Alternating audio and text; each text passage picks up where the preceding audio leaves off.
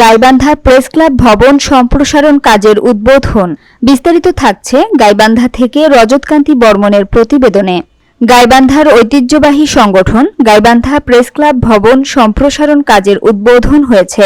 জেলা প্রশাসক চৌধুরী মোয়াজ্জম আহমদ বৃহস্পতিবার সকালে শহরের কাচারী বাজারস্থ প্রেস ক্লাব চত্বরে দ্বিতীয় তলার কাজের উদ্বোধন করেন। এ সময় জেলা বিএনপির সাধারণ সম্পাদক মাহমুদুন নবী টিটুল উপস্থিত ছিলেন।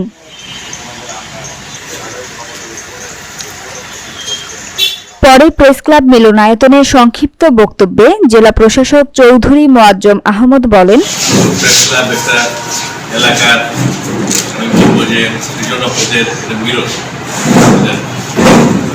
সমাজের অন্যায় অধিকার থাকবে সে অন্যায় তুলে ধরবেন, অন্যায় অধিকার তুলে ধরে আপনি আমরা যারা সম্ভব তার মাধ্যমে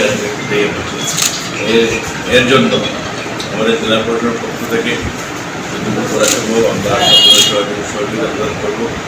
আসলে জেলা প্রশাসনের সরাসরি এরকম কম বা সুযোগও কম, তবে যেহেতু এখন জেলা প্রশাসন জেলার উন্নয়নে প্রেস ক্লাবের ভূমিকা অত্যন্ত গুরুত্বপূর্ণ।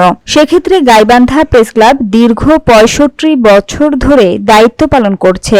প্রশাসনিক কাঠামোর জবাবদিহিতার ক্ষেত্রে কাজ করার জন্য তিনি সাংবাদিকদের প্রতি আহ্বান জানান।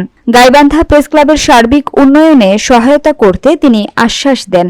এ সময় গাইবান্ধা প্রেস ক্লাবের সভাপতি অমিতাভ দাস হিমন, সাধারণ সম্পাদক ইদ্রিসুজ্জামান মোনা সহ অন্যান্য নেতৃবৃন্দ উপস্থিত ছিলেন।